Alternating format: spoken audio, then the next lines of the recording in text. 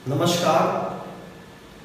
एक कहावत आप सबने सुनी होगी कि अगर बाज की उड़ान उड़नी हो तो मुर्गियों के साथ दाना चुगना बंद करना पड़ेगा, क्योंकि बाज ऊंची उड़ान उड़ते हैं। और अगर आप ऐसे लोगों की संगति में रह रहे हैं, आपकी टीम ऐसी है जिनके पास विजन नहीं है, जिनकी सोच बहुत छोटी है, तो निश्चित तौर पर आप आगे नहीं बढ़ पाएंगे। क्योंकि अगर आपको जल्दी चलना है तो आप अकेले चल सकते हैं, लेकिन अगर आपको दूर जाना है, बहुत दूर जाना है, तो आपको आपकी टीम की ज़रूरत पड़ेगी। वही टीम आपको उस मंजिल तक पहुंचाएगी। राजनीति में ज़्यादातर लोग असफल हो जाते हैं। इसका सबसे मुख्य कारण है कि वो 20 साल 50 साल राजनीति करने के बाद भी वो टीम नहीं बना पाते, या वो टीम और रिश्तेदार, फैमिली मेंबर, एम्प्लॉय, स्टाफ के बीच का फ़र्क पता नहीं कर पाते, और इसीलिए वो राजनीति में असफल हो जाते हैं। तो क्या एक सवाल उठता है कि क्या एक टीम परिवार वाला, क्या एक रिश्तेदार, दोस्त, एम्प्लॉय टीम मेंबर नहीं बन सकता है? बिल्कुल बन सकता है, लेकिन कुछ चीज़ें जो मैं इस वीडियो में आपको बताऊंगा, उन पैमानों पर उस व्यक्ति को जो टीम का मेंबर बनना चाह रहा है या आपके टीम का मेंबर है, उसका खड़ा होना जरूरी है। एम्प्लॉय, फैमिली मेंबर, रिश्तेदार और टीम मेंबर में सबसे मुख्य जो फर्क होता है वो तो है टीम जो होती है, टीम के लोग एक कॉमन मिशन पर काम करते हैं। उनका मकसद एक गोल, एक मिशन को अचीव करना होता है। जब 10 लोग हैं आपके साथ और वो 10 के 10 एक मिशन के लिए काम कर रहे हैं, एक गोल है उनका, तो वो टीम कहलाती है। क्योंकि फिर उसमें दिन रात वो लोग सब एक मिशन के लिए काम करते हैं। लेकिन अगर कोई ग्रुप अलग अलग लोगों का है, अलग अलग लोग उसमें अलग अलग वजह से जुड़े हुए हैं, कोई पार्ट टाइम जुड़ा हुआ है, कोई फुल टाइम जुड़ा हुआ है, अलग अलग तरीके से लोग काम कर रहे हैं, सबका मकसद अलग है, तो वो ग्रुप हो सकता है, लेकिन वो टीम मेंबर नहीं हो सकता। अक्सर आप देखते होंगे कि ग्रुप वगैरह में जो ग्रुप बनती है, काफ़ी लोगों की ग्रुप बनती है, हमारे भी संगठन की ग्रुप है, उसमें कितने लोग एक्टिव होते हैं? मुश्किल से 10%, 5%, 2% लोग एक्टिव होते हैं। क्यों? क्योंकि वो टीम मेंबर नहीं है, वो टीम नहीं है, वो एक ग्रुप है। उस ग्रुप में आपको सपोर्ट करने वाले लोगों से ज़्यादा आपकी कमियां निकालने वाले लोग ज़्यादा हैं। और मैं आपको एक बात बता दूं कि कभी भी अपनी टीम में कमियां निकालने वाले लोगों को जगह बिल्कुल ना दें, आलोचकों को जगह बिल्कुल ना दें। अगर कोई व्यक्ति आपकी कमियां निकाल रहा है तो साथ में वो सॉल्यूशन भी वो उसके पास होना चाहिए।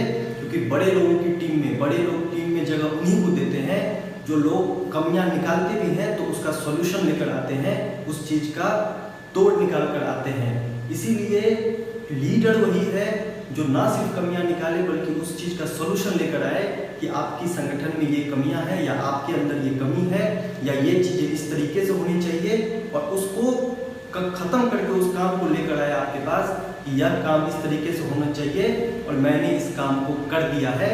वही व्यक्ति आपके टीम में आने लायक है, उसी व्यक्ति को अपनी टीम के अंदर लीजिए। एक और चीज़ जो आपको ध्यान रखनी है कि लोग अक्सर टीम राजनीति के अंदर नहीं बना पाते हैं, उसका कारण है उनकी संगति। लोग ऐसे लोगों के बीच में उठ बैठ रहे हैं जिनके पास विजन ही नहीं है। आप ऐसे लोगों के साथ चल रहे हैं, किसी के साथ बैठकर खाना खा ले रहे हैं, आप किसी के साथ पार्टी कर रहे हैं, वही 10-4 लोग जो पार्टी करते हैं, जो घूमते रहते हैं, जो कभी किसी के यहाँ चले गए, कभी किसी, ऐसे लोगों के साथ आप आगे नहीं बढ़ पाएंगे। ऐसे लोग, क्योंकि ये ना तो अपनी संगति छोड़ते हैं और ना तो खुद को बदलने के लिए तैयार रहते हैं, ऐसे लोग आपके रास्ते को रोक देंगे। और इन लोगों के साथ अगर आप उठ बैठ रहे हैं, क्योंकि इनकी सोच ही नहीं है, इनकी विजन ही नहीं है इनके पास, ये उस लेवल तक सोच ही नहीं पा रहे हैं। किसी का लक्ष्य है 20 साल 30 साल राजनीति करने के बाद कोई वार्ड का अध्यक्ष बन जाना, या किसी पार्टी से टिकट ले लेना, किसी पार्टी से पार्षद बन जाना, यहीं तक सोच पा रहे हैं। विधायक स्तर तक की तो सोच ही नहीं रहे, सांसद तो उनके जहन में आती भी नहीं है।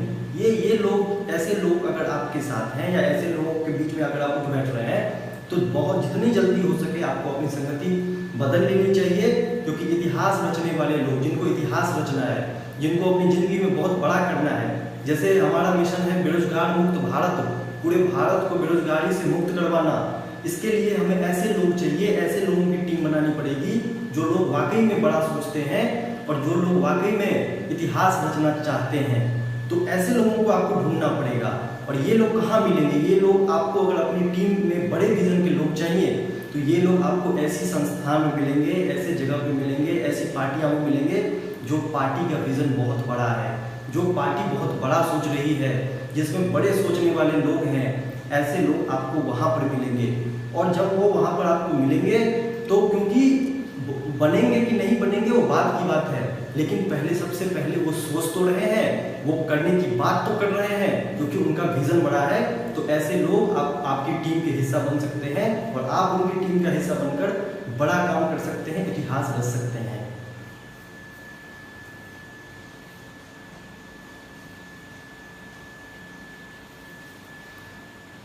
हमेशा ये कहा जाता है कि अपने परिवार वालों को, रिश्तेदारों को अपनी टीम का मेंबर ना बनाए तो ज़्यादा अच्छा है। क्यों? क्योंकि परिवार वाले, रिश्तेदार, दोस्त, ये सब अगर आपकी टीम का हिस्सा बन जाते हैं तो निश्चित तौर पर ये कमियां निकालने का काम करते हैं। ये प्रॉब्लम को सॉल्व कर नहीं लाते। लेकिन टीम मेंबर कौन होता है? टीम मेंबर वो होता है जो कमियां निकालने के साथ साथ सॉल्यूशन लेकर आए, आइडिया लेकर आए। लोग मेरे से भी पूछते हैं कि मैं आपके लिए क्या कर सकता हूँ। अगर मुझे ये बताना पड़े कि आप मेरे लिए क्या कर सकते हैं तो फिर आप टीम के मेंबर नहीं हैं। क्योंकि टीम का मेंबर वो होता है जो आइडियाज लेकर आता है, जो इनोवेशन लेकर आता है, जो नई नई चीज़ें लेकर आता है इम्प्लीमेंट करने के लिए, जो ये बताता है कि किस तरीके से चीज़ होनी चाहिए और सोल्यूशन लेकर आता है। वो वाकई में लीडर है और टीम का मेंबर बनने लायक है। वो व्यक्ति टीम का मेंबर बनने लायक नहीं होता जो सिर्फ कमियां को पॉइंट आउट करे, जो सिर्फ गलतियां निकाले और सॉल्यूशन ना निकाले, काम कुछ ना करे। ऐसे व्यक्ति टीम मेंबर के बनने लायक नहीं होते। इसीलिए कहा जाता है कि दोस्तों को, रिश्तेदारों को, परिवार वालों को टीम का मेंबर बनाने से पहले उन्हें कोई ऐसा मुश्किल काम देना पड़ता है। कोई ऐसा मुश्किल काम दे दिए जो आपको लग रहा है कि ये मुश्किल काम है, ये टफ काम है। अगर वो व्यक्ति लीडर होगा, इसमें आपके एम्प्लॉय भी आते हैं, क्योंकि पेड एम्प्लॉय आपके लिए तब तक ही काम करेगा जब तक उसको पैसा मिल रहा है। लेकिन टीम मेंबर के साथ ऐसी नहीं, उनका विजन, उनका गोल बहुत बड़ा होता है। तो अगर आपको लगता है कि कोई एम्प्लॉय आपका टीम मेंबर बन सकता है तो उसे जांचने के लिए या उसे अपनी टीम का हिस्सा बनाने के लिए आपको कोई टफ काम उसको देना होगा जो लग रहा है आपको मुश्किल है। अगर वो लीडर होगा, अगर वाकई उसमें आपकी टीम का मेंबर बनने का पोटेंशियल होगा तो वो उस काम को कर कर आपके बीच में, आपके साथ ले आएगा। अगर उसमें लीडरशिप क्वालिटी नहीं होगी या अगर वो टीम के मेंबर बनने लायक नहीं होगा, अगर वो उस गोल के लिए, उस मिशन के लिए काम नहीं कर रहा होगा तो आपको 1000 एक्सक्यूज दे देगा, आपको 1000 बहाने दे देगा। इस तरीके से भी आप लोगों को आइडेंटिफाई कर सकते हैं कि कौन व्यक्ति आपके टीम मेंबर बनने के लायक है या कौन व्यक्ति आपकी टीम के मेंबर बनने के लायक नहीं है। लोगों के मेंटल लेवल को आपको जज करना पड़ेगा। जो व्यक्ति को आप टीम का हिस्सा आपको लग रहा है कि इसे पोटेंशियल है, उसके मेंटल लेवल को जज करना पड़ेगा। और मेंटल लेवल को जज आप तभी कर सकते हैं अगर आप बहुत ज़्यादा मुश्किल काम उसको दे रहे हैं जिसमें मेंटली उसको प्रिपेयर वो व्यक्ति है कि नहीं है, ये चेक करना है।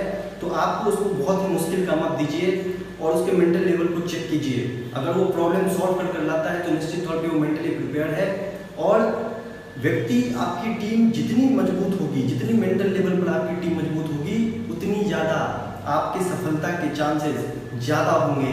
क्योंकि आपकी टीम में काम करने वाले लोग होने चाहिए, आपकी टीम में ऐसे लोग होने चाहिए जो रणनीति बनाना जानते हो, आपके लिए नए नए आइडियाज़ लेकर आना जानते हो, रणनीति को काउंटर करना जानते हो, विपक्षी की रणनीतियों को ध्वस्त करना जानते हो।